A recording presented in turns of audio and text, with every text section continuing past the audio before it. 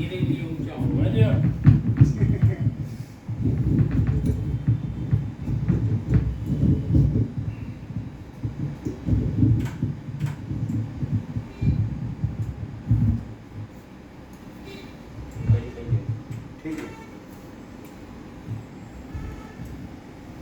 आदरणीय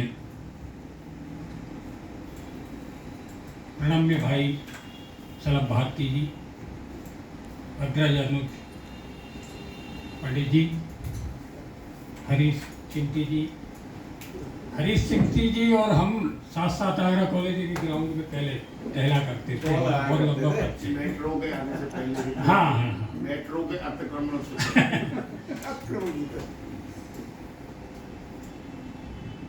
और आप सभी महनीय साहित्यविद लोग, मैं बेसिकली तो श्रोता हूँ और ये बिल्कुल सत्य है कि मैं तो पहले लिखता ही नहीं था। जब तक मैं नौकरी में रहा मैंने कभी नहीं लिखा।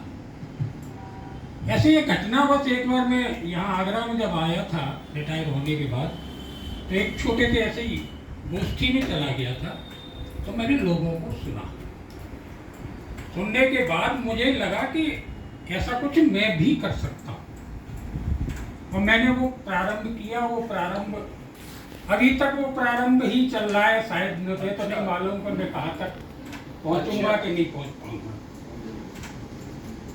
चलो, ये एक ऐसा रास्ता था। और ये सब कारण क्यों था कि मैं लिखता अवश्य नहीं था, लेकिन कि इतनी जो पुस्तकें हैं ना, मेरे ख्याल से इतनी तो मैं जीवन भर में जितनी आगे के हिस्से में लगी इतनी तो मैं पढ़ चुका हूँ।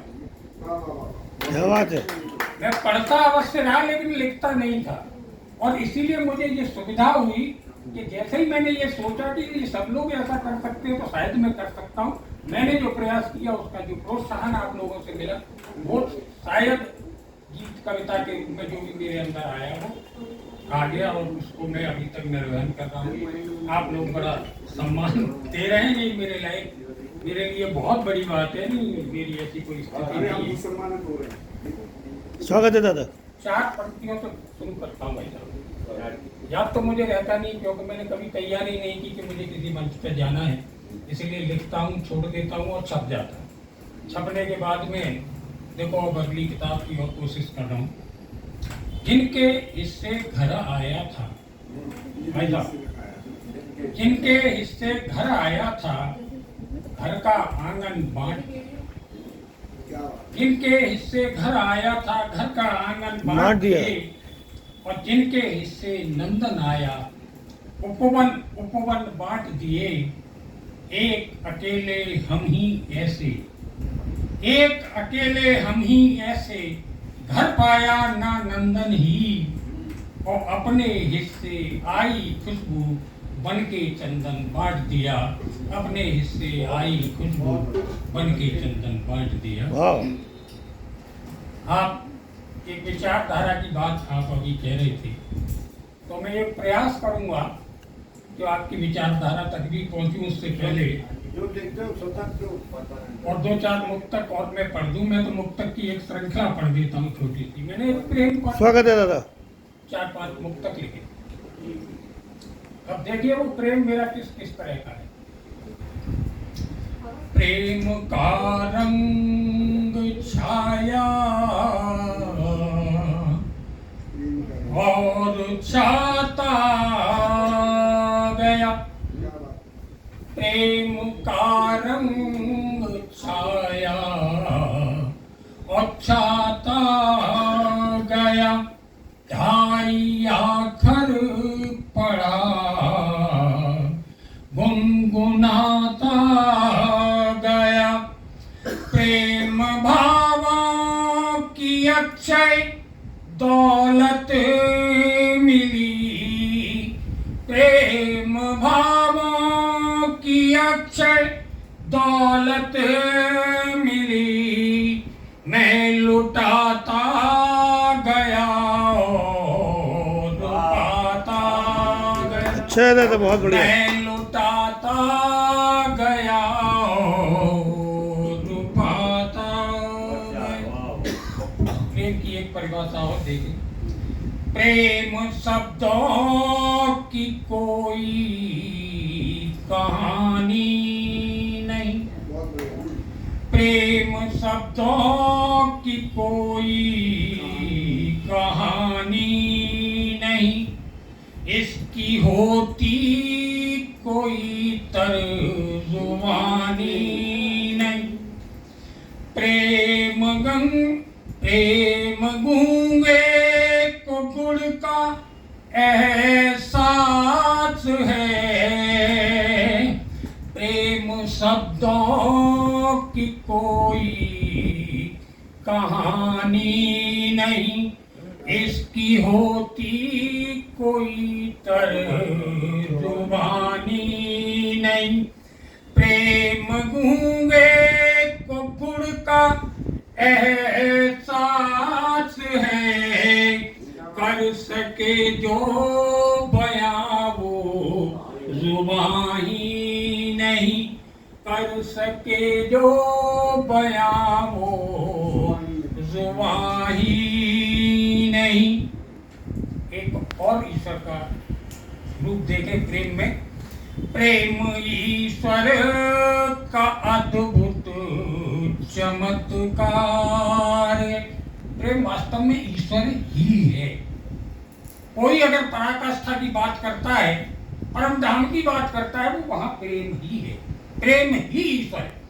प्रेम ईश्वर का अद्भुत चमत्कार है, प्रेम आनंद का एक संसार है।